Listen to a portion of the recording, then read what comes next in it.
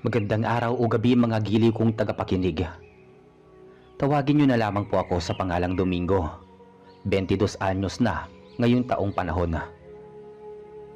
Bagong subscriber po ako sa channel na ito at nagustuhan ko po ang bawat tema ng mga kwento na aking napapakinggan hango sa pinapadala ng mga letter sender mula sa iba't ibang panig ng probinsya.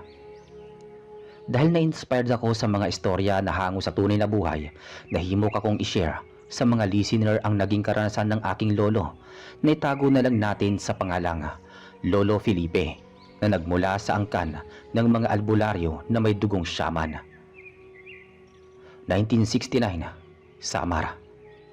Sa panahong ito ay masinop na nagtatalop ng Palawan ang binatang si Felipe na ginawang kakanina ng kanyang inang si Nanay Merly. Sa mga hindi nakakaalam, ang Palawan po ay isang uri ng bungang kahoy na tumutubo sa ilalim ng lupa. Hindi lang ito ang kanilang tanima, meron din silang mga pananim na sago na madalas nilang isaing bilang panawid gutom sa tuwing nauubusan ng bigas. Nagmula ang binata sa mahirap na pamilya. Gayunpaman, kahit napayak lang ang pamumuhay nila, ay patuloy naman nilang nilalampasan ang matinding suliranin sa pang-araw-araw.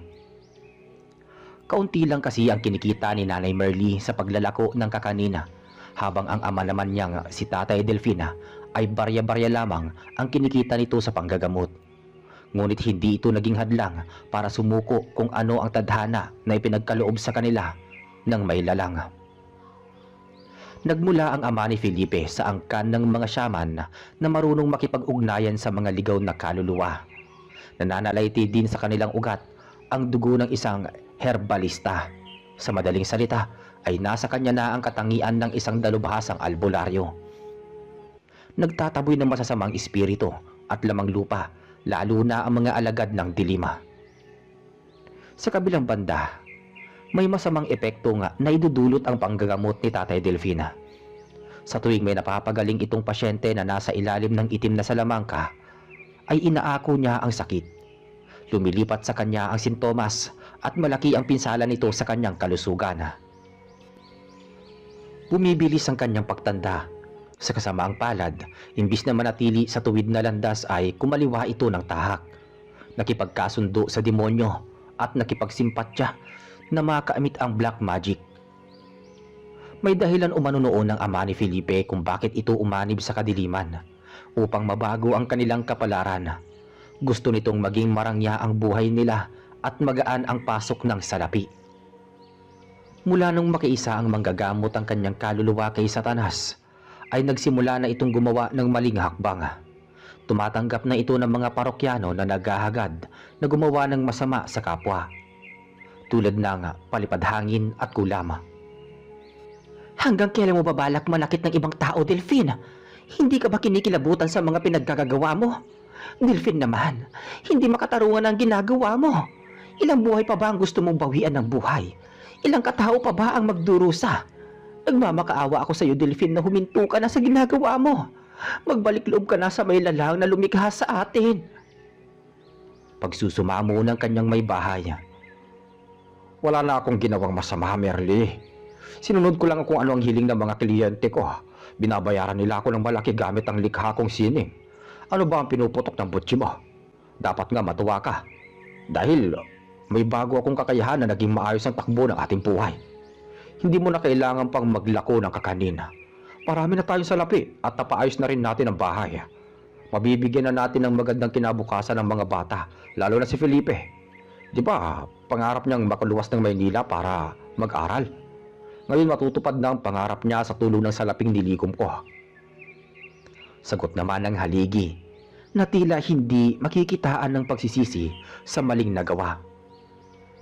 Wala kang ginagawang masama. Hindi mo ba alam na malaking kasalanan sa Diyos ang pumatay ng tao? Sa bawat orasyon mo, isang inosente ang binabawian ng buhay. Isang pamilya ang labis nagdurusa. At anong sining ang pinagsasabi mo? Ang sabihin mo kumo, gumagamit ka ng itim na salamangka. Siguro nga, mas masahol ka pa sa demonyo. Hindi ko kailangan ng karangyaan kung galing naman ito sa kasamaan. Buhay ka pa nga pero nasusunod na ang kaluluwa mo sa impyerno.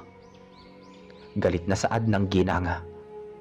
Bago pa lumala ang mga bangayan ng mag-asawa, ay bigla umanong may dumating na babae na magara ang suot, ngunit hindi ito kagandahan.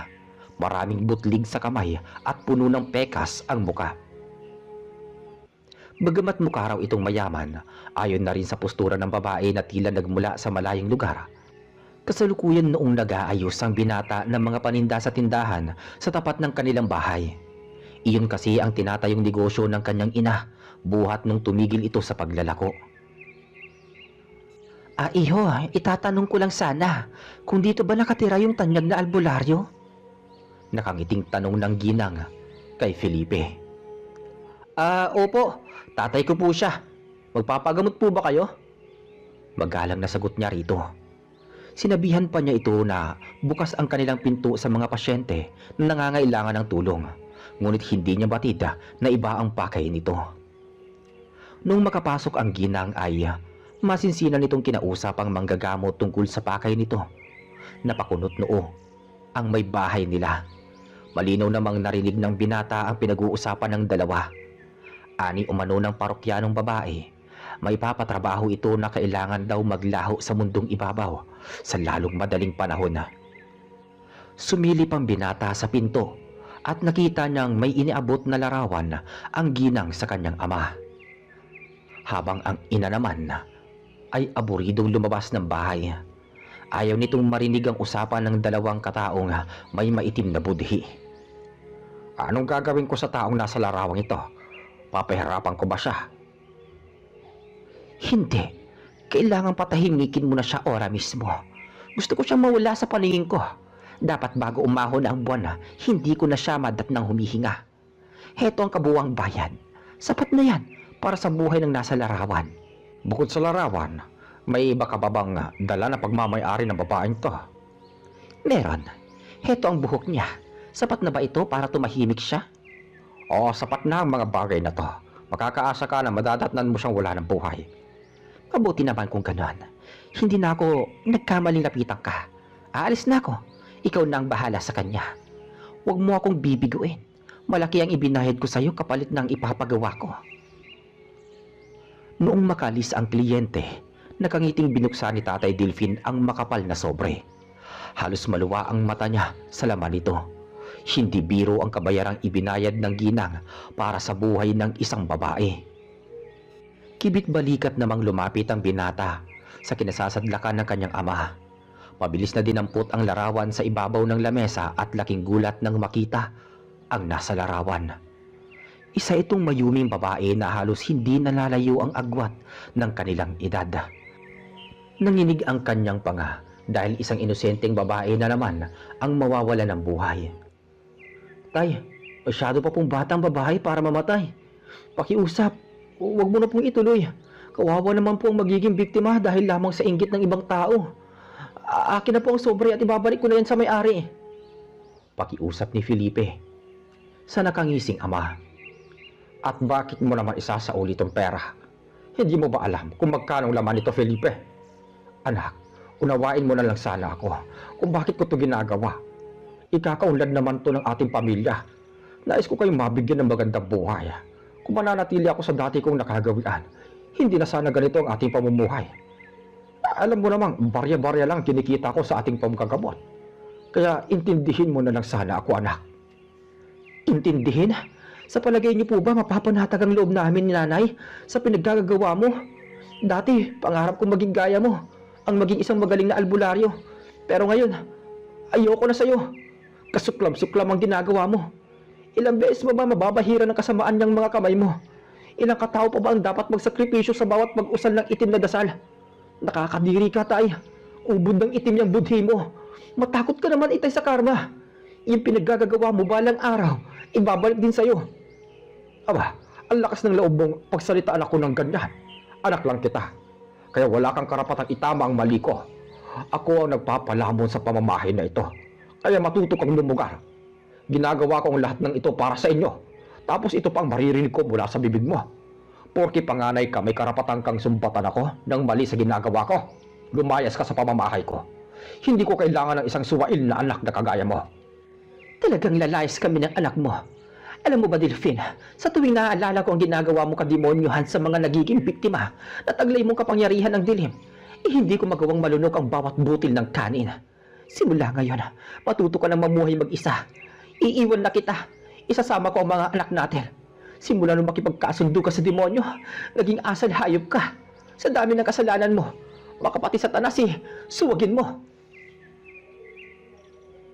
Dahil sa masakit na salita na binitawan ng mag-ina sa haligi ng tahanan, ay tila nagdilim ang paningin ni Tatay Delphine. Sumigaw ito ng malakas at padabog na tumayo. Binalagbag ang mga gamit at nagawang saktan ang may bahay. Halos mayanig ang panga ni Nanay Merly nang dumapo sa kanyang muka ang palad ng asawa na ikinagalit naman ng binata. Subukan mo saktan ulit siya at papatulan na talaga kita. Tama nga si inay na sa asal mo, hayop ka na. Hindi ka naman ganyan dati. Patapang na wika ni Felipe na tila pinagbabantaan ang sariling ama. Habang ang dalawa niyang kapatid ay nagsimula ng umiyak at halatang takot na takot sa mga nagaganap. Nagsumiksik ang mga ito sa isang sulok. At dahil sa ginawa ng binata, mas lalong umigting ang ulo ng kanyang ama. Nagawa siyang suntukin ito at nagsimula na ring manlisik ang mga mata nito na parang sinapian umano ng demonyo. Ayon sa aking mga magulang, nagtungo raw sa silid na pagamutan si Tatay Delphine kung saan ginagawa ang ritual sa pagkukulam at paglipad ng hangin. Sa paglabas nito ng pinto ay tila iba-iba na ang kanyang katauhan. Nakangising nagbabaga ang mga mata habang hawak ang itim na punyal na may magkabilaang talim. Suot ang talisman na minanapan nito sa kanilang mga ninuno mula sa angkan ng mga shaman. Wala na ito sa sariling katinuan at tila hindi na makilala kung sino ang mga nakapaligid sa kanya. Sinunggaban umano nito ang binata at walang habas na sinaksak sa tagiliran. Mabuti na lamang at nakailag ito at daplis lang ang natamong pinsala. Bagamat hindi pa rin niya pinatulan na nag-aamok ang ama, nakipagbuno siya na maagaw ang punyal para hindi na ito makapanakit ng iba. Subalit lubhang malakas si Tatay Delphine. Nagawa nito na balagbagin ang panganay na anak gamit ang isang tadyak. Dahilan upang tumilapon ang binata, pagkatapos ay walang habag na itinarak ang patalim sa humahagulgol na ginang. Papatayin ko kayong lahat! Papatayin ko kayong lahat! Paulit-ulit na wika ng albularyo. Tila nagmula sa malalim na hukay ang himig nito. Sumabog naman sa galit si Felipe nang makita niyang umagos ang sariwang dugo sa sugat ng kanyang ina. Doon siya humugot ng lakas upang makabangon sa pagkakadapa. Kinuha niya ang bangko at ubod lakas itong iniharibas sa katawan ng kanyang ama. Anak, huwag mong papatayin ang tatay mo! Sigaw na pagpigil ng ginang sa binata. Nahibalag niya tayong patayin, kaya papaslangin ko na tong taong to. Bakit mo ako pinipigilan? Hindi na siyang Tatay Delphine na ginagalang ko. Ang nasa harapan natin ngayon ay isa ng demonyo. Maghulos dili ka, anak. Tatay mo pa rin siya kahit na tinangka na tayong patayin. Maaari sinapian lamang ng demonyo yan. Kaya nagmamakaawa ako sa iyo na huwag mo siyang papatayin, anak. Kahit nangangati na ang mga kamay ng binata na hambalusin ng bangko sa ulo ang kanyang ama, ay kinailangan niyang magpigil alang-alang sa pakiusap ng kanyang ina. Kumuha siya ng lubid at ginapos ang mga kamay nito at paa para hindi na makagawa ng masama. Habang tumatagal kasi, ay lalong nag-iiba ang kilos at pananalita nito. Bumubula ang bibig at may lumalabas na usok sa katawan. Matapos maigapos ni Felipe ang sariling ama, ay sapilitan niyang kinuha ang suot nitong talisman. Hindi na bagay na isuot mo ang talisman na to. Ginagamit mo lang to sa kasamaan eh. Simula ngayon, itutuwid ko ang pagkakamali mo. Ako ang magbabayad ng mga kasalanan mo. Simula ngayon, pangangatawan ko na ang pagiging albularyo. Ang malilandas mo ay itutuwid ko. Isa sa ulo ko ang mga nakapaloob na pamanang libreta ng ating mga ninuno. Gagawin ko ang lahat makatulong sa nangangailangan ng tulong na tinalikuran mo bilang isang manggagamot. At alang-alang sa ating pamilya, ako na mismo magbibigay ng lunas kung paano kita hihilahin palabas sa pintuan ng impyerno. maotoridad na wika ng binata sa ama. Nasa kaduluduluhan ng baryo nakatirik noon ang bahay nila lolo. Kaya malayo sila sa ibang kabahayan, kung kaya't lahat ng pasyente at kliyente ni Tatay Delfin mula sa malalayong lugar ay kinakailangan pang maglakad ng 3 kilometro. Ang binata na mismo ang nagbigay ng lunas sa natamong sugat ng kanyang ina gamit ang makalumang paraan ng panggagamot. Isang operasyon na hindi na kailangan pang gumamit ng scalpel at anesthesia. Mga katas ng halamang gamot ang ginamit niya gamit ang sariling mga kamay bago tahiin ang sugat ng mano-mano na wala man lang itinuturok na pampamanhid. Upang mapangalagaan ang dangal ng kanilang pamilya ay hindi na umalingasaw ang tinatagong baho ni Tatay Delfin. Minabuti na lang ni Nanay Merly at Felipe na ikulong na lamang ito sa isang silid. Ngunit hindi nila nagawang kalasin ang mga nakataling lubid dahil mapanganib itong tao, oras na makawala. Dahan-dahan na kasing inaangkin ng demonyo ang katawan nito. Lahat ng kalat sa silid, paggamutan na dating pagmamay-ari ni Tatay Delfin ay sinunog at binaon sa hukay ng binata. Tulad ng mga itim na kandila, maliit na ribultong tanso na kawangis ng dyablo, manika na gawa sa kahoy na nababalutan ng pulang sinulid, mga larawan ng mga naging biktima at mga karayom na ginagamit niya sa rituala. Lahat yun ibinaon ng binata. Gayunpaman, may natatanging bagay umanong itinago ang aking lolo na hindi dapat maging abo. Iyon ang larawan at hibla ng buhok ng babae na magiging biktima sana ng itim na marika mula sa demonyo. Napukaw daw kasi ang loob niya sa dalagang nasa larawan. Bukod doon, nasa likod nito may nakasulat na pangalan na Patricia. Malamang hindi ito napansin ng kliyente. Kuya, kailan niyo po ba ikukulong si tatay? Hindi pa rin ba siya gumagaling? Natatakot na kasi kami ni Aya tuwing gabi eh. Panitawa kasi niya. Naluluhang tanong ng kapatid niyang babae na si Edita na sumunod naman sa kanya. Si Aya kasi ang bunso sa 3 magkakapatid. Edita, hindi pa gumagaling si tatay eh, kaya hindi ko siya pwedeng pakawalan. Pero huwag ka mag-alala, gagawa ko ng paraan para gumaling siya. Ibabalik ko ang tatay natin sa normal. Mahinaong sagot naman ng binata. Makalipas ang 3 araw, muli na namang bumalik ang babae na punong-puno ang galit sa muka. Hinahanap nito si Tatay Delfin upang kumprontahin tungkol sa bagay na pinag-usapan nila noon ukol sa dalagang nasa larawan. Hoy, nasaan ang magaling mong ama? Bakit hanggang ngayon buhay pa rin yung pinapatrabaho ko sa kanya? Malayo pang pinanggalingan ko pero mauuwi lang pala sa wala. Ilabas mo yung magaling mong tatay. Niloko niya lang yata ako. Matapos niyong makuha ang malaking halaga tapos wala naman siyang ginawa. Nanggagalaiting wika ng babae. Halos lumuwa na ang mata nito gawa ng matinding galit. Heto ang pera. Walang bawas yan. Kaya pwede ba umalis ka na sa pamamahay ko? Hindi na magagawa ng ama ko ang kahibangan mo. Kung may galit ka sa babaeng nasa larawan, bakit hindi na lang ikaw ang pumatay sa kanya? Idadamay mo pa ang pamilya namin sa kabaliwan mo. At yung larawan pala, sinunog na to. Kaya wag mo nang hanapin pa. Umalis ka na, habang mabait pa ako sa'yo. Bakit ka sumasabat? Hindi ikaw ang gusto kong makausap. Iharap mo sa akin ang lalaking yon. Nangako siya sa akin na gagawin niya ang pinapagawa ko. Kung wala talaga kayong balak iharap siya sa akin, magsisisi kayong lahat. Magbabayad kayo ng malaki. Tandaan niyo ang araw na ito. Hindi kayo patatahimikin. Maghahanap ako ng mas magaling pa sa kanya at ipapakulam ko kayong lahat. Sabi ng babae. Ngawa ka ng ngawa. Bagay nga sa ugali mo at pagmumukha mo. Simpangit ng ugali mo ang itsura mo. Lumayas ka sa pamamahay ko. Kung ayaw mong kalad ka rin kita palayo, huwag mong uubusin ng pasensya ko. Umalis ka na dito. Layas! Sabi naman ng nanay ni Felipe. Nay, kalma lang ang puso mo. Ani ni Felipe na tila batid niyang tumataas ang presyon ng dugo ng kanyang ina. Bago noon umalis ang babae ay dumura muna ito sa lupa na tila nag-iwan ng sumpa sa mag-ina. Nagngingit-ngitan pa ang mga bagang nito na parang nais kumain ng tao. Si Reggie nagtataka umano ang binata kung bakit napapadalas ang pagbisita ng magandang dilag sa kanyang panaginip.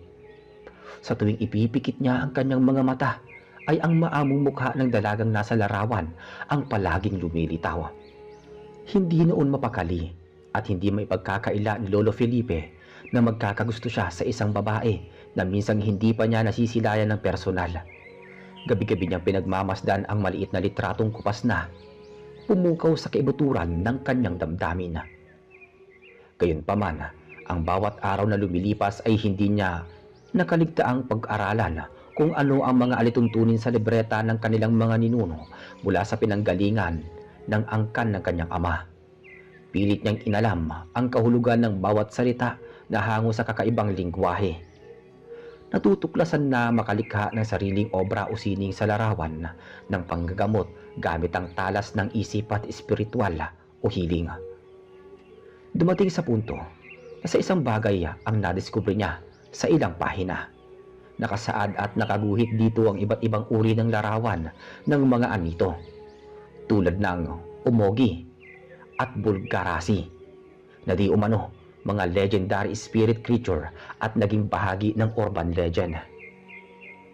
Magalipas ang kalahating buwan ay naging ganap na tagapamagitan ang binata bilang isang albularyo na kaya niya nang gamitin ang talisman. Nakiisa ito sa kanya bilang panibagong tagapagmay-ari. Gagabayan siya nito sa panibagong mundong gagalawan niya na maging isang magaling na shaman na kayang sumupil ng mga itim na elemento at kampon ng kadiliman. Sa kaunting panahong iniukol niya sa libreta ay nasa ulo niya ang bawat nakasaad sa pahina na hindi na kailangang buklatin pa ang maliit na libro. Unang naging pasyente niya ang kanyang ama. Ginawa niya ang lahat ng kanyang makakaya, maitaboy lang ang espiritu ng demonyo sa loob ng katawan nito gamit ang mga makapangyarihang salita mula sa liwanag. Nay, hindi pa tuloy nakukuha ng demonyo ang katawang lupa ni Ama. Maagapan pa natin siya na muling mahugasan ng marumi niyang kaluluwa. Gagawin ko po lahat ng aking makakaya. Kailangan ko ng isang buhay na baboy na pagsasalinan ko ng itim na espiritu. Ngayon na ang tamang oras na gawin ito. Tulungan niyo po ako, Nay. Hindi ko ito magagawa na wala ang tulong mo. Sabi ng binatang si Felipe. Sige anak, alang-alang sa kaligtasan ng tatay mo. Umpisa na natin habang hindi pa lumulukob ang dilim. Nagtulungan ang mag-ina na mamili ng isang baboy na handang isakripisyo. May mga alaga silang hayop kaya hindi na sila nahirapan pang lumayo upang bumili ng nasabing alay. Piliin nila ang isang baboy na may markang itim sa ulo. Anak, anong susunod natin gawin? Nakahanda ng alay. Usisang tanong ng ginang. Sinigurado nilang nakatali ng mahigpit ang hayop para hindi ito makawala oras na mailipat ang espiritu ng demonyo. Sisimulan ko na po, inay. Ang gagawin mo lang ay dumistansya ng ilang pulgada sa baboy. Kapag nakakumpleto ng ritual ng pagsasalin, kailangan mong itarak ang punyal na ito sa lalamunan ng baboy. Siguraduhin niyo po, inay, na mapapatay mo siya sa isang tarak ng patalim lang. Paliwanag ng binata at nagbigay ng babala sa kanyang ina. Kailangan nilang magtagumpay dahil magiging agresibo at mapanganib ang sitwasyon oras na mabigo sila. Nilagyan muna ni Felipe ng mabisang orasyon ang punyal upang maging epektibo bago ibigay sa ina. Pagkatapos ay kumuha siya ng bagul at nilagyan ito ng kamangyan, insenso at ilang hibla ng buhok ng kanyang ama bago nilalas ng kutsilyo ang kanyang mga palad para patakan ng sarili niyang dugo. Gumuhit ng malaking bilog sa lupa gamit ang patpat at muling pinatakan ng dugo ang bawat kanto. Matapos maisagawa ang unang paghahanda ay kumuha siya ng mga sariwang balagon at ipinulupot sa kanyang mga braso na tila parang isang kalasag. Naglagay ng pulang bandana sa ulo bilang tanda na isa siyang ganap na shaman. Kinonekta niya ang ilang balagon sa mga kamay ng kanyang ama bago naupo sa harapan nito at nagsimula ng umusal ng dasal habang hawak ang talisman. Paulit-ulit niyang sinasambit sa kanyang isipan ang mga kakaibang kataga na di umano pantaboy sa masamang espiritu. Pagkatapos ay hinipan niya ang bumbunan ng kanyang ama ng 3 beses bago naglakad ng paikot-ikot ng 10 beses habang idinuduyan sa hangin ang asul na medalyon. Sa puntong yun, nagsimula nang umatungal si Tatay Delfin. Animoy boses ng demonyo ang lumalabas sa bibig nito. Gumagalaw ang mga kalamnan na tila parang may mga gumagapang na kung anong nilalang sa loob ng balat nito. Sigaw lang nito ng sigaw, na halatang nasasaktan. Nagpupumiglas na makawala sa pagkakatali, ngunit ang nag-uugnay sa mga sariwang balagon sa mag-ama ay may matibay na kalasag na gawa sa hindi nakikitang liwanag mula sa makapangyarihang talisman ng mga syamana. Samantala, kaba at takot naman ang nararamdaman ng dalawang dalagita sa bawat pagsigaw at pag-angil ng kanilang ama. Hindi sila makapaniwala sa kanilang nakikita. Mas lalong tumindi na kinatatakutan nila nang ibuka ng malawak ng ama nila ang bibig nito. Nasaksihan nila na mayroong isang mata sa dila nito. Malamang palabas na ang demonyo. Maaaring dahan-dahan itong gumagapang mula sa kaibuturan ng kalamnan ng dating albularyo. Masyado kang pakialamero, nilalang ka. Pagmamay-ari ko ang katawang ito. Bakit ka nakikialam? Magbabayad ka ng malaki sa ginagawa mo. Sa ngayon, nagtagumpay kang paalisin ako sa loob ng katawang ito. Pero tandaan mo, sa sasabihin ko, muli akong babalik upang pagbayarin ka. Lapastangan ka! Nakakakilabot na wika ng demonyo. Tila nagsasalita ang isang mata mula sa loob ng bibig ng lalaki.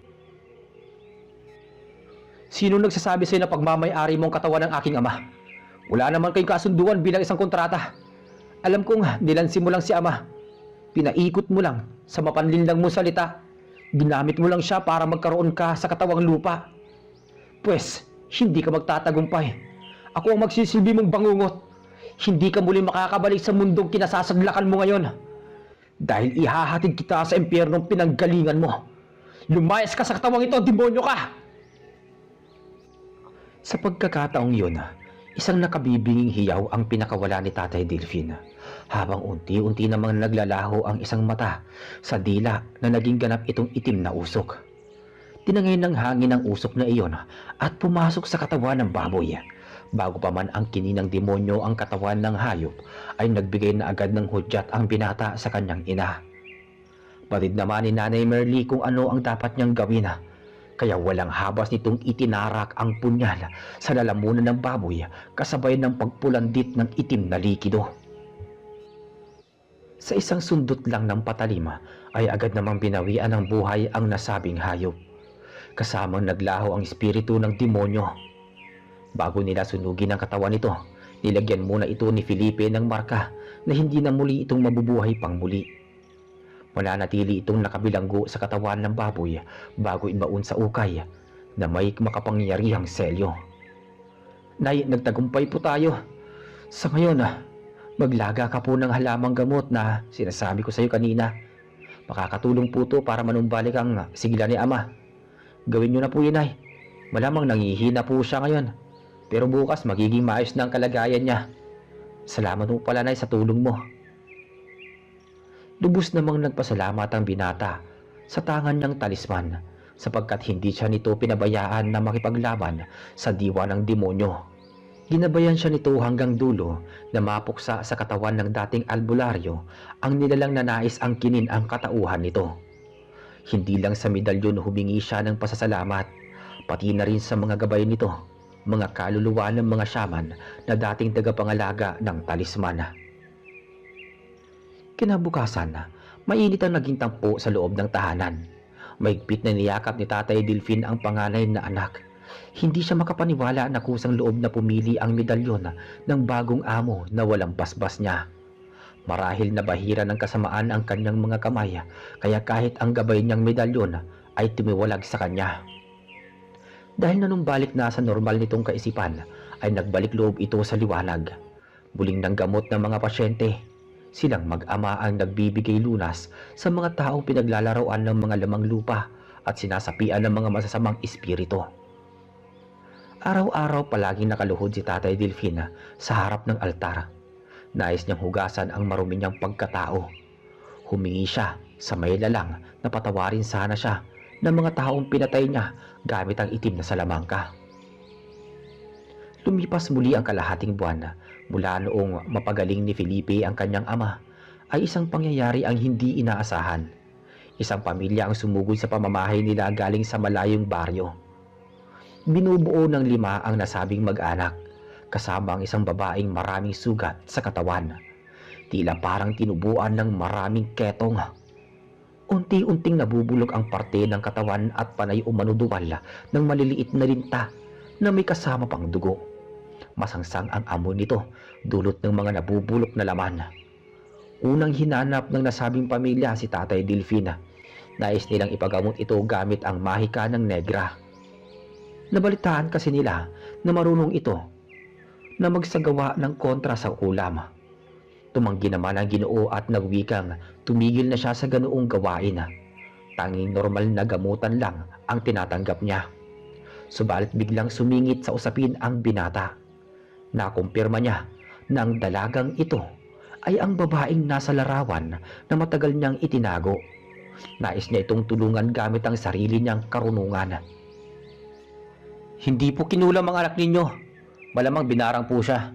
Sa estado niyang ito, halatang may taong lihim na may galit sa kanya. Mukhang sagad hanggang buto ang galit ng taong ito sa inyong anak. Sumunod po kayo sa akin. Susubukan kong gamutin siya. Pero hindi ko pinapangako na lubusan ko siyang mapapagaling. Ani ni Felipe sa mga magulang ng pasyente. Maraming salamat, iho. Magbabayad kami ng malaki. Oras na mapagaling mo ang aming anak. Nakasalalay sa iyong mga kamay ang kanyang buhay. Huwag po muna kayo magpasalamat. Ngunit pinapangako po sa inyo na gagawin ko ang lahat. Lahat ng aking makakaya. Ililigtas ko siya sa kamatayan. Nang makapasok sila sa silid ng pagamutan, ay pinahiga nila sa kama ang dalaga. Nagwika ang binata na maaari nang lumabas ang mga ito. Kailangan siya lang at ang pasyente ang maiwan sa loob. Tumangulang ang mga kapamilya ng dalaga bago sila lumabas ng pinto. Upang makasigurado ang binata na ang babae nga ang palaging napapanaginipan niya, ay dagli niyang kinuha ang larawan. Kusang tumulo ang mga luha ng masigurong magkamukha ito. Sa bawat daloy ng kanyang mga luha ay pumapatak ito sa pisngi ng babae. Batid niya kung sino ang nasa likod nito. Walang iba kundi ang pangit na babae na huling naging kliyente ng kanyang ama. Mas nadurog ang kanyang puso na ang pangalan ng dalaga at ang nasa likod ng litrato ay magkatulad. Huwag kang mag-alala, pagagalingin kita. Lulunasan ko ang matinding paghihirap mo, sabi ni Felipe sa kanyang sarili. Kumuha siya ng papel at kinuhit ang larawan ng babaeng nagtangka sa buhay ng dalaga. Nais niya itong ipakita sa pamilya nito. Matapos mabuo ang imahe, ay tinanong niya ito sa mag-asawa kung kilala ba nila ang larawang yon. Ani umano na magkatipan, nanay daw ito ng binatang nagpakamatay.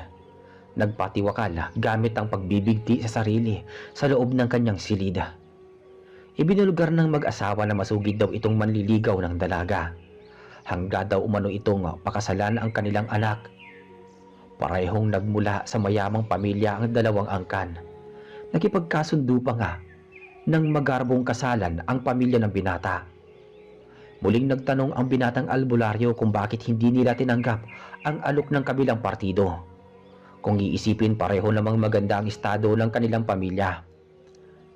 Anilay, hindi raw gusto ng anak nilang si Patricia ang lalaki. May kaunting tililing umano ito sa ulo at aba sa gulero. Akala mo'y kayang bilihin ng pera ang pag-ibig. May nagugustuhan na raw ang dalaga, ang kababata nito na naninirahan umano sa Maynila at kaibigan din umano nila ng lalaking maluwag ang tornilyo. Sa madaling salita, magkaibigan ng tatlo, ngunit tumanggi ang dalaga sa alok ng kasal at mas pinili nito ang taong mahal niya. Bigla namang namatay ang binatang taga Maynila. Hindi nila alam kung ano ang kinasawi nito, basta na lang namatay na walang sintomas. Noong mamatay ito, sunod na nagpatiwakal ang binatang masugid na manliligaw ng dalaga. Dahil sa mga siniwalat ng mag-asawa, lubos nang nauunawaan ni Felipe ang lahat. Hindi inggit ang pinagmulan nito kundi puot at galit ng paghihiganti ng isang inang nawalan ng anak. Malamang kinarma ito at may posibilidad na may kinalaman ito sa pagkamatay ng taong karibal sa puso ng kanyang anak. At lihim na galit sa pamilya ng dalaga sa pagtatanggi sa isang kasunduan. Ibinunyag ng binata sa pamilya ni Patricia na ang babaeng iginuhit niya sa papel ang responsable sa lahat kung bakit nagkaroon ng malubhang karamdaman ang kanilang anak. Ipinagtapat din niya na minsan nang dumalok ang babaeng ito sa kanyang ama para ipakulam ang dalaga. At bilang patunay nagsabi siya ng totoo. Nagawa niyang ipakita ang larawan at ilang hibla ng buhok ni Patricia. Iminungkahi pa niya sa pamilya ng pasyente na maaari silang manatili ng ilang araw. Hindi umano sapat ang isang araw na gamutan at kontrahin ang barang. Kaya naman, inihanda ni Nanay Merly ang isang silid para sa mag-anak. Matapos makausap ng binata ang mga ito, ay agad siyang bumalik sa silid na pagamutan, katuwang ang kanyang albularyong ama. Nagtulungan ang dalawa na gawin ang lahat, malunasan ang nadidiliryong dalaga. Si Tatay Delfin ang naghanda ng mga sangkap sa gamot para sa mga sugat at si Felipe naman ang nagsagawa ng orasyon kontra barang gamit ang mahiwagang salita. Pagkatapos ng mahabang ritual, ay pinausukan niya ito gamit ang pinakuloang tubig na puno ng halamang ugat at pansamantalang isinuot sa pasyente ang talisman upang itaboy ang masamang espiritu kasama ang mga insekto na paisa-isang lumalabas sa mga sugat nito. Lumipas pa ang ilang sandali ay dahan-dahan nang kumakapal ang mga butas sa katawan. Parang isang himala ang nangyari dahil nanumpalik ang mga nabulok na laman at nalusaw ang napakaraming bukol. Oras-oras ay nilalagyan ng binata ang labi ng dalaga ng isang basang tela na inilublob sa nilagang halamang gamot. Iyon ang paraan niya upang painumin ang pasyente. Maayos na po ang lagay ng anak ninyo. Pero sa ngayon wala pa rin siyang malay. Baka mamayang gabi magising na siya. Kaya ipanatag niyo na po ang inyong kalooban. Ligtas na si Patricia. Saad ng binata sa pamilya ng dalaga. Maraming salamat, iho. Isa kang dakilang manggagamot. Hindi ko lubos akalain na isang binatang tulad mo ang magliligtas sa buhay ng anak ko. Utang namin sa iyo ang kanyang buhay. Tatanawin namin itong isang malaking utang na loob. Naluluhang tugon ng ginang. Responsibilidad ko po ang buhay ng bawat pasyente. Nagkataon na hindi naman pala ganoon kalakas ang bumarang sa anak ninyo. Isa lamang siyang pangkaraniwang mambabarang. Kailanman, hindi mananaig ang dilim sa liwanag. Basta't manalig lang tayo sa puong may kapal. Ang salita ng may lalang ang magsisilbi nating payong sa anumang panganib. Maiwan ko po muna kayo. Kailangan ko rin kasi magpahinga. Tugon naman niya rito. Nagsinungaling siya na mahina lamang ang itim na kapangyarihan na dumapo sa dalaga. Ngunit ang totoo ay malakas ito at nahirapan siyang kontrahin ang barang. Halos sumuka na nga siya ng dugo sa pakikipagtagisan ng lakas gamit ang malakas na isipan at lakbay diwa. Ayos ka lang ba, anak? Sabi ng tatay mo may lumabas daw na dugo sa ilong mo. Ganun ba talaga kalakas ang barang? Gusto mo ipaglaga kita ng talbos ng dahon ng mangga at abukado? Nag-aalalang wika at tanong ng kanyang ina. Sige po, Nay. Pakidala na lang po dito pagkatapos po ninyong malaga. Ipapahinga ko lang po ang isip ko. Sobrang bigat kasi ng katawan ko eh. Marahil hindi ko suot ang aking talisman kaya dama ko ang matinding pagod. Kailan mo ba aalisin ang medalyon sa katawan ng pasyente? Hindi ko alam na itinatago mo pala ang larawang ito. Akala ko sinunog mo na ito noon. Anak, pansin ko lang ha. Bakit tila kakaiba ang mga kilos mo nung makita mo ang sitwasyon ng pasyente? Di ba siya ang madalas mo napapanaginipan? Ang inyong pagkikita ay hindi nagkataon lang. Mukhang tinadhana talaga kayong magkakilala. Ay nako, hindi kaya siya na ang kapalaran mo, anak? Sus, Nay naman eh. Nagawa mo pa talaga akong biruin at nagawa mo pang sabihin yan. Sige na po, Nay. Maglaga na po kayo ng gamot. May idlip muna ako saglit. Kailangan ko makabawi ng lakas eh. Pagsapit ng gabi, ay naunang maghapunan ang mga magulang at kapatid ni Felipe kasama ang pamilya ng pasyente. Nais kasi niyang bantayan si Patricia na hanggang manumbalik ang kamalayan nito. Nakahanda na rin ng inumin at pagkain sa tabi nito, oras na ito'y magising. Habang nasa tabi daw noon ni Lolo ang babae, hinahangaan niya sa kanyang panaginip ay pinupunasan niya ang katawan nito gamit ang malinis na tela na may maligamgam na tubig na may nakahalong asin at katas ng kalamansi. Ilang saglit lang ay nagkaroon na nga ito ng malaya. Sa pagmulat ng kanyang mga mata ay mukha ng binata ang unang sumilay sa kanya. Nananaginip ba ako? Nagkita na naman ulit tayo. Unang katagang lumabas sa bibig ng dalaga at hinawakan nito ang pisngi ng binata. Nagulat ito nang maramdaman niya na wala siya sa mundong panaginip. Nahahawakan kasi niya ang binata nga nagpapangiti sa kanya sa tuwing iniinda niya ang sakit mula noong dapuan siya ng malubhang karamdaman. Hindi ka nananaginip. Salamat naman at nagising ka na. Hayaan mong alalayan kitang makaupo. Kailangan mong kumain itong hinanda ko sa'yo. Tugon naman ang binatang albularyo. Hindi niya inaasahan na madalas din pala siya nitong makita sa panaginip. Lubhang nakatadhana talaga ang kanilang pagkikita. Ikaw ba ang dahilan kung bakit buhay ako? Tanong ng dalaga, sabay hawak sa bagay na nakasabit sa kanyang leeg. Sa'yo ba ang kwintas na to? Dagdag pa nito sa maluhaluhang binata. Tumangulang si Felipe, tila umurong ang kanyang dila sa hindi matatawarang ganda ng babae na nasa kanyang harapan. Dati nasa larawan lang niya ito nakikita, ngunit hindi siya makapaniwala na nahahawakan niya ang kamay nito. Hinubad ni Patricia ang nakasuot na talisman at nakangiting ibinigay sa namumulang pisngi ng binata. Batid nitong si Felipe ang nagpagaling sa kanya. Malinaw din niyang narinig ang boses ng kanyang mga magulang. Ngunit hinangad niya nga maupo sa kama katabi ang binatang manggagamot. Matapos niyang pakainin at painumin ng gamot ang pasyente, ay inakay niya ito palabas ng silid. Nagtungo sila sa pagkainan at naging mapagdamdamin ang eksena. Mahigpit na yakap at iyakan ang umaligid sa hapag. Tuwang-tuwa ang pamilya ng dalaga dahil magaling na ito. Tila parang walang nangyari. At dahil mabilis ang naging recover ng pasyente, ay napagpasyahan ng mag-anak na umuwi kinabukasan. May kailangan pa umano silang ayusin. Kukumprontahin nila ang babaeng nagpabarang sa kanilang anak. Gayunpaman, nagbigay ng malaking halaga ang mag-asawa sa binatang manggagamot. Ngunit laking gulat nila dahil hindi ito tinanggap ng binata. Hindi raw siya tumatanggap ng malaking kabayaran. Sapat na ang kaunting donasyon sa altar. Humanga sa kanya ang nasabing pamilya. Napakabusilak daw ng kalooban niya.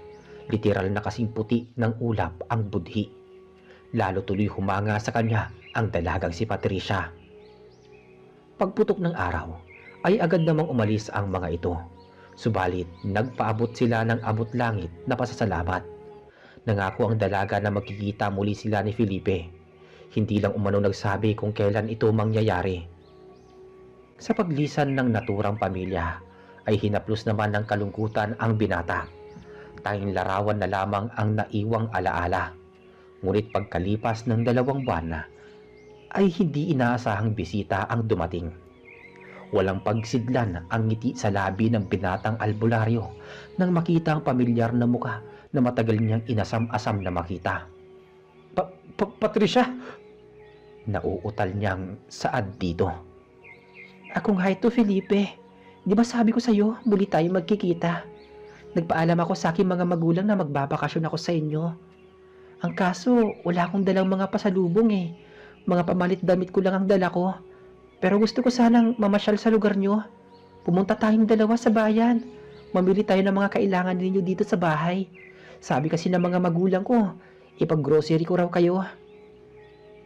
Nagtataka naman ang binata kung paano ito nakapunta sa bahay nila na walang kasama. Kung tutuusin, 1 beses pa lang ito nakapunta.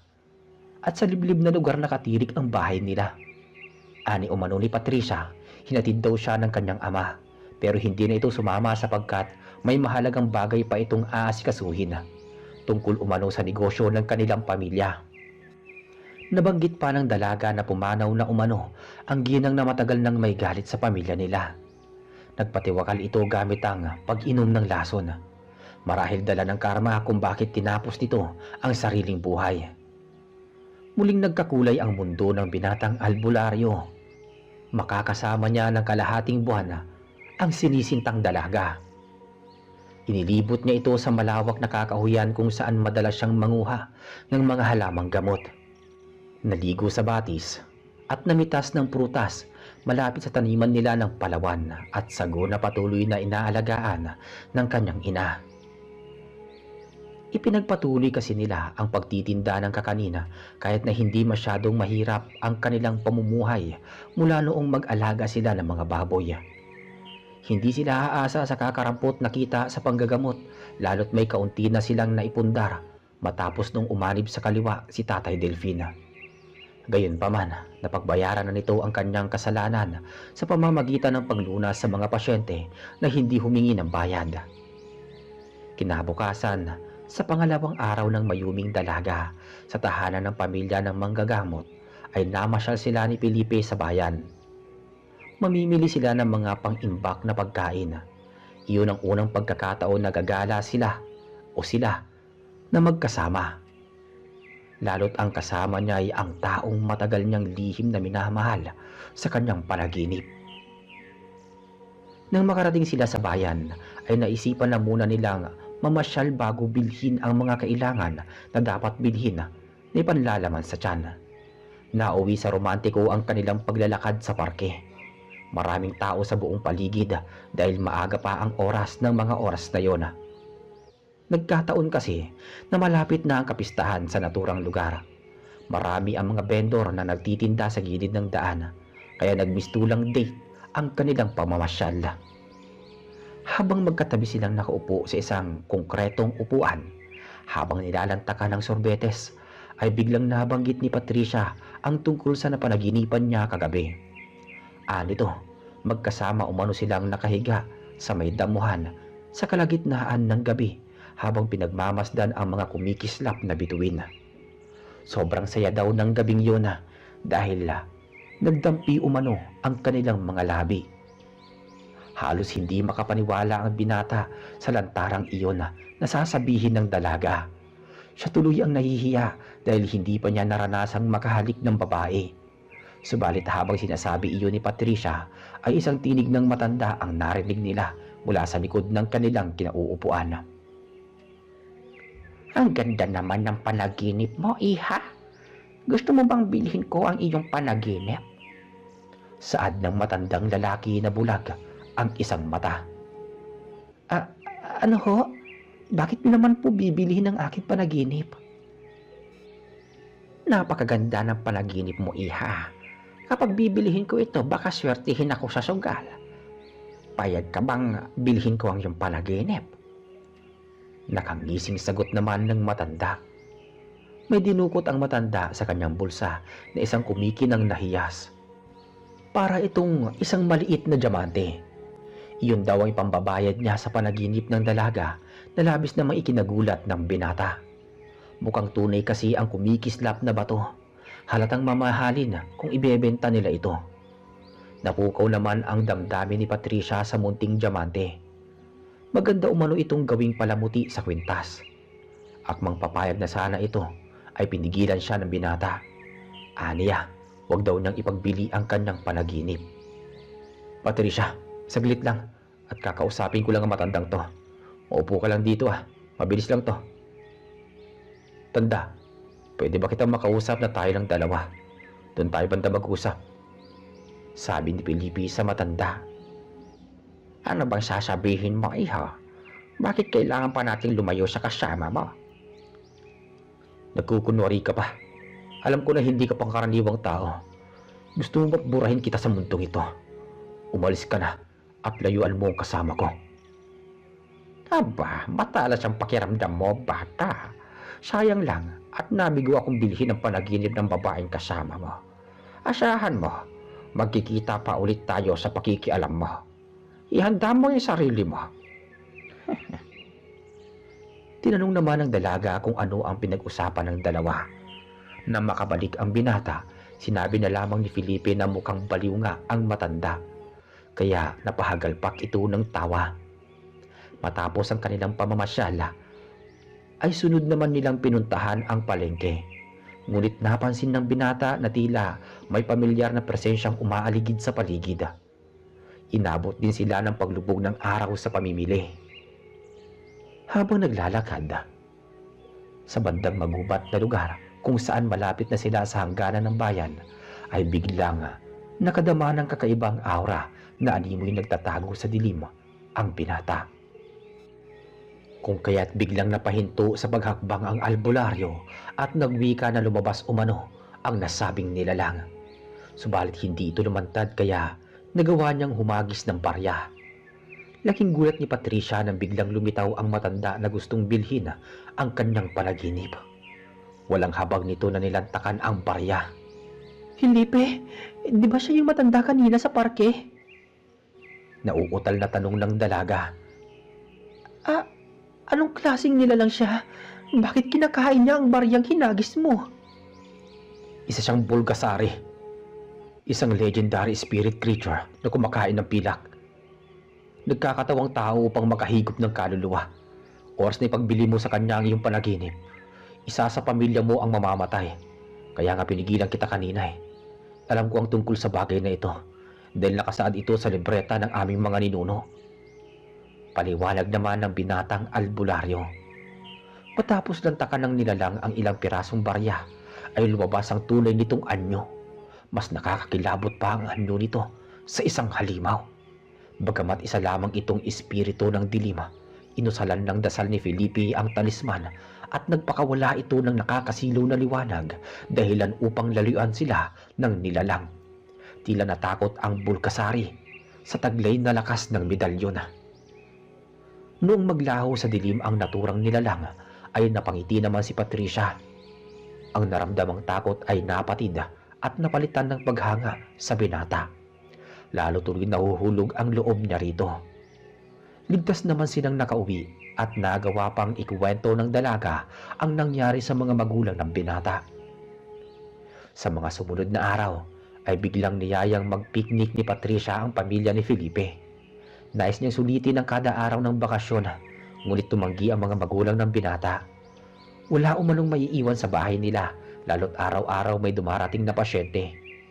Dahil hangad ng binata na mapagligaya ang kaisa-isang babae, ay pumayag ito na maligo kasama ang dalawa niyang kapatid. Pero hindi sa dagat, kundi sa ilog malapit umano sa kabilang dulo ng gubat. Simpleng mga lutong bahay at kakanina ang baon nila. Nang araw na yon, malakas ang daluyong ng tubig. Naaktuhan nila ang tagtaob. Gayunpaman, kahit malakas ang daloy ng tubig, ay malinis ito, lalo't napapaligiran ito ng mga luntiang puno. Tanging mga tuyong dahon ang nagsisilbing dumi sa sapin ng ilog na patuloy na tinatangay ng agos. Sa masaya nilang pagtatampisaw sa gilid ng pampanga, ay aksidenteng mas lalong lumakas ang daluyong at tinangay ng rumaragas ang tubig si Patricia. Kahit na marunong naman itong lumangoy, ay hindi nito kinaya ang hampas ng agos. Nataranta naman ang binata at baka malunod ito. Maaring dalhin ito sa mas malayong lugar patungo sa hangganan ng karagatan na hindi pa niya nararating noon. Sinabihan niya ang dalawa niyang kapatid na wag nang lumusong sa tubig. Mapanganib na umano, mas mabuting umuwi na lamang ang dalawa dahil kailangan nang iligtas si Patricia. Tumangulang si Edita at Aya at niligpit na ang mga dala nilang pagkain, habang siya naman ay mabilis na tumakbo sa tabi ng pampang. At sa kasamaang palad, gawa ng mga nakaharang na puno at halaman, ay kailangan niyang tumalon. Tanging iyon lang ang paraan upang mailigtas ang dalaga. Handa siyang ibuwis ang buhay para lang dito. Felipe, tulong! Tulungan mo ako! Paulit-ulit na sigaw ni Patricia. Mas lalo tuloy natakot ang binatang albularyo. Upang mapadali ang pagligtas niya dito, nagawa niyang makisimpatya sa agos. Ngunit hindi siya nagtagumpay nang malapit na sa hangganan kung saan may nakaabang na bangin. Dahil talon pala ang dulo nito, ay napakapit umano ang dalaga sa isang nakausling bato kaya hindi ito tuluyang nahulog. Hanggang sa maabot siya ng binata at pareho sila nasa dulo ng bangin. Ngunit sa lakas ng daluyong ay pareho din silang nahulog. Mabuti na lamang at malalim ang tubig sa ibaba kaya hindi sila tuluyang nasawi. Ibinuhos niya ang buong lakas, mahatak lang sa batuhan ang nangihinang babae. Naubusan ito ng lakas dulot ng hampas ng tubig. Nakatamo din ng mga kaunting galos mula sa maliliit na bato. Ayos ka lang ba, Patricia? May mga galos ka ba sa katawan? Patawad kung hindi kita agad naligtas. Akala ko dagat ang dulo ng ilog na to pero hindi pala. Anong lugar kaya to? Parang isang paraiso ha. Nag-aalalang tanong niya bago napatanong sa kanyang sarili. Para silang nasa lugar na puno ng hiwaga. Oo, ayos lang ako. Nasaan ba tayo? Napakaganda naman ang tanawin. Tingnan mo ang puno. Napakaganda. Sobrang nakakahalina ang tubig sa talon. Sagot naman ni Patricia. Nawiwiling pinagmasdan ang bughaw na langit. Sabayan pa ng bahaghari na konektado ang dulo ng bangin. Agad namang naghanap ng remedyo ang binata na maaaring pantapal sa mga nagdurugong gasgas sa balat ng dalaga. Habang naghahanap siya ng halamang gamot, ay naiwan namang nakaupo sa patag na bato ang babae. Ngunit makalipas ang ilang minuto, ay bigla siyang nakarinig ng ingay ng mga bata na nagmumula sa kinaroroonan ni Patricia. Kaya dali-dali siyang bumalik hawak ang ilang hibla ng dahon. Nang makalapit siya sa labasan ng gubat, ay nakita niya ang ilang kataong naliligo malapit sa talon. Hindi mga bata ang mga nanduroon. Meron ding mga matatandang lalaki at babae. Bigla siyang kinabahan dahil nagpapahiwatig ang talisman na hindi pang karaniwang tao ang mga ito. Lalo siyang kinilabutan nang mapansin niya ang presensya na may paparating pang iba. Umalis na tayo, Patricia. Masyado mapanganib ang lugar na to. Hindi mga tao nakapaligid sa atin. Anong ibig mo sabihin? Mga aswang sila, Patricia. Mukhang pugad yata nila ang kagubatang ito. Gayunpaman, hindi sila nagpahalata sa mga nagtampisaw malapit sa talon at sa isang dumating na nakatayo naman sa gilid ng mga bato. Minabuti ng binata na itago ang presensya na tangan niyang talisman. Kalmado silang dalawang naglakad sa mga ito. Bago nagtanong ng daan palabas. Manang, saan po bang daan pabalik sa paanan sa bandang itaas ng talon? Nakangiting tanong ni Felipe sa isang babae. Subalit nagulat silang pareho nang sabay-sabay magsituro sa magkabilaang direksyon. Ang ilan sa kanila na tila nalilito sila sa tamang landas. Mabuti na lang may ilang mga bata ang nagsabi ng tamang daan. Kaya naman naggalit ang isang lalaki at ubod lakas na sinampal ang batang ito. Animoy parang tinuturuan ng leksyon. Balak sanang makialam ng dalaga na wag umanong sasaktan ng Ginoo ang mga paslit. Ngunit pabulong siyang pinigilan ng binata. Mainam na manahimik na lamang sila.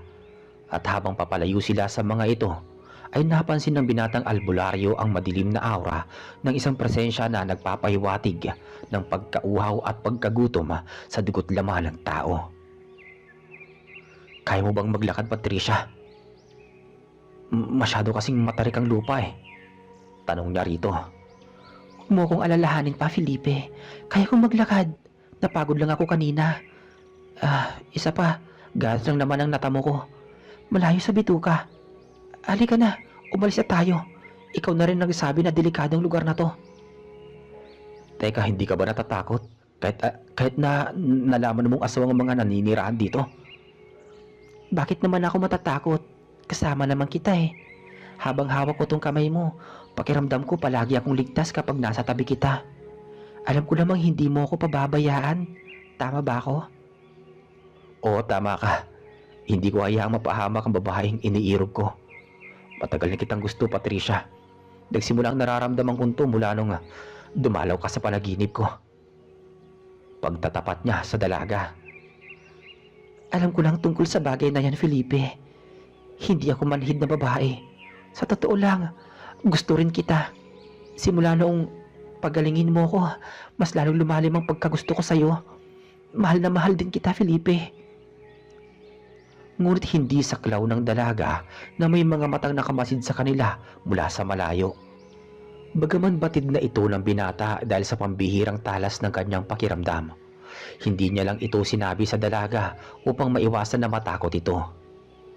Minsan ang kabadong kaisipan ay nagdudulot ng kapahamakan.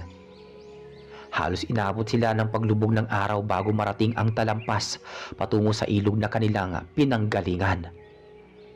Dinig nila ang malalakas na daluyong na nagpapahiwatig na malapit na sila sa dulo ng talon. Tagumpay silang nakalabas ng hangganan bago pa man umahon ang bilog na buwan. Sa tingin niyo ba, hahayaan namin kayong makalabas? Teritoryo namin ang lupain ito, kaya hindi kami makakapayag na makawala kayong dalawa. Sayang naman kung makakawalan namin ang masarap na hapunan. Garalgal na wika ng isang nilalang. Napahawak ng mahigpit ang dalaga sa braso ng binata nang magsidatingan ang napakaraming halimaw. Nagkalat ang mga aswang sa sanga ng mga puno.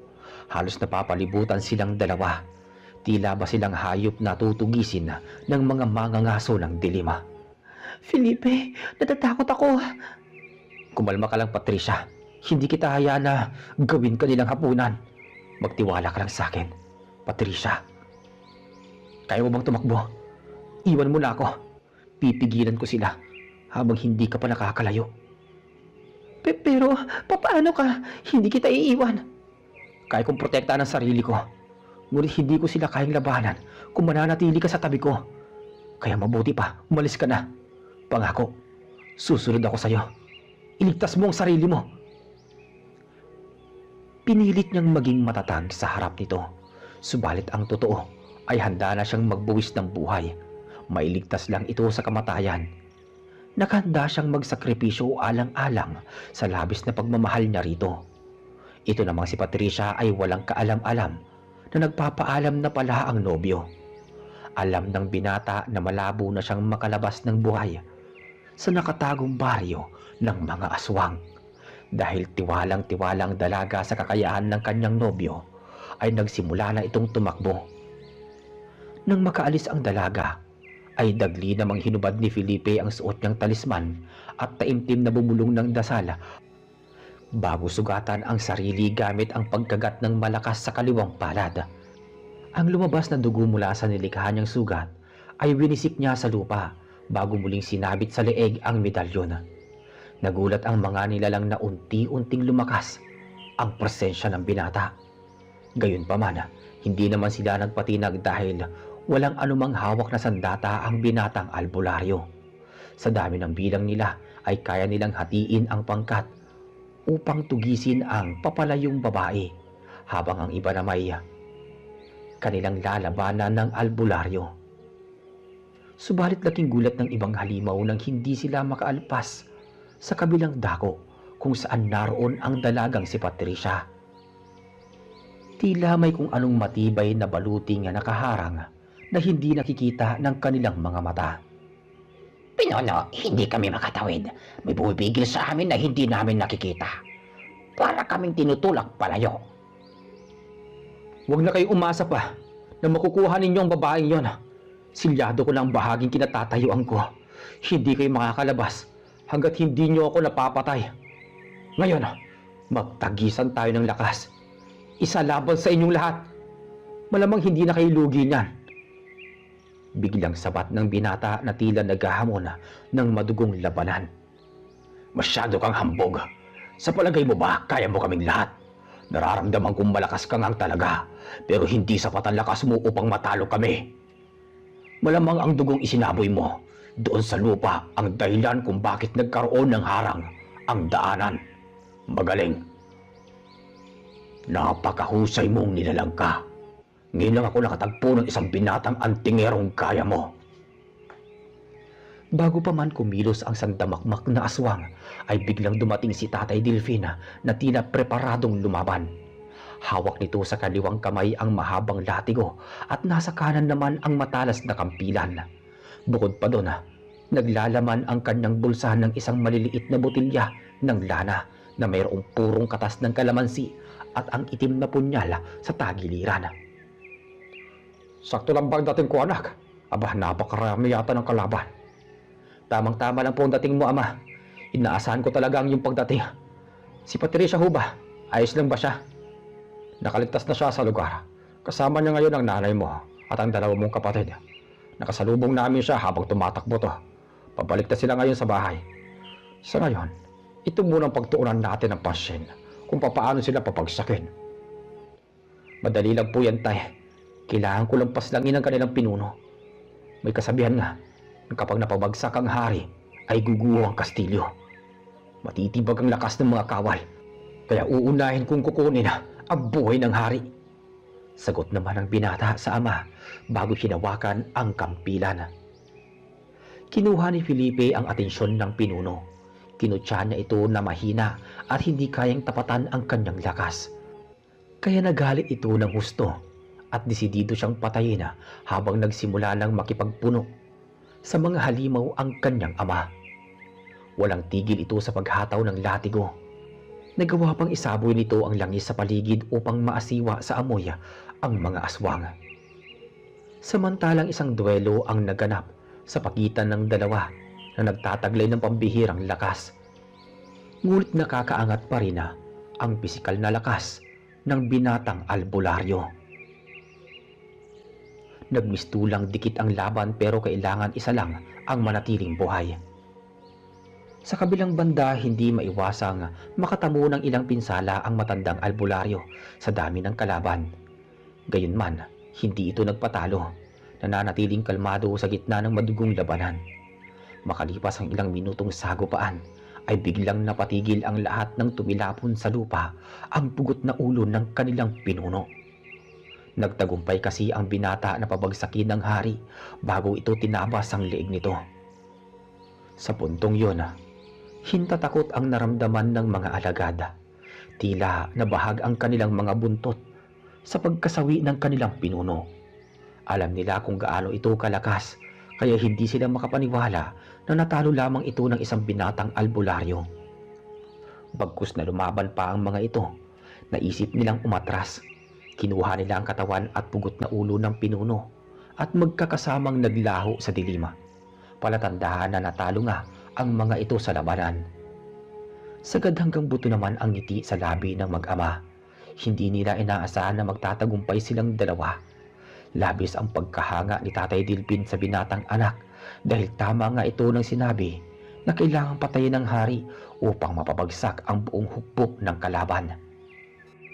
Bago nila lisanin ang lugar, nagsagawa muna ng panibagong ritual ang binata na palakasin ang selyo ng hangganan gamit ang malakas na orasyon at pag-alay ng sariling dugo upang hindi makatawid sa ibang baryo ang mga nilalang. May posibilidad kasi na maaaring maghiganti ang mga ito. Sa takdang panahon, oras na may hirangin na bagong pinuno ng mga aswang. Noong makabalik ng ligtas ang mag-ama sa kanilang tahanan, ay sinalubong si Felipe ng mainit na bisig ni Patricia at may kasamang madiin na halik sa pisngi na ikinagulat naman ng mag-ina. Hindi itinago ng dalawa kung ano ang nilalaman ng uhaw ng mga puso nila na sabik sa tunay na pagmamahal. Naglakas loob silang ipagtapat kung ano ang estado nilang dalawa. Natuwa naman sina Nanay Merly at Tatay Delfin sa relasyon ni na Felipe at Patricia. Habang kinikilig naman si Edita at Aya. Tila parang walang nangyaring sigalot. Isinantabi na lamang nila ang madugong nangyari sa nakatagong baryo ng mga aswang. Matapos ang bakasyon ng dalaga naman, ay nangako ito na muling babalik. Dadalasan niya umano ang pagdalaw para makasama ang binatang albularyo. Paglipas ng panahon ay tuluyan ngang lumalim ang kanilang relasyon hanggang sa may nangyari sa dalawa. Nabuntis ni Felipe si Patricia at hindi naman naging hadlang ang mga magulang ng dalaga. Nagkasundo ang dalawang partido na ipakasal agad ang dalawa bago pa man maisilang sa mundong ibabaw ang sanggol. Lalo't ito ang magiging kauna-unahan nilang apo. Tila hindi talaga nagbibiro ang kapalaran. Nag-umpisa ang dalawang puso na magkita sa panaginip hanggang sa pagtagpuin sila ng tadhana. Silang dalawa ang itinakdang magsama sa hirap at ginhawa. Kahit gaano mang kahirap ang sitwasyon ni Felipe na hatiin ng oras sa pamilya at mga pasyente, ay buong puso itong tinanggap ni Patricia.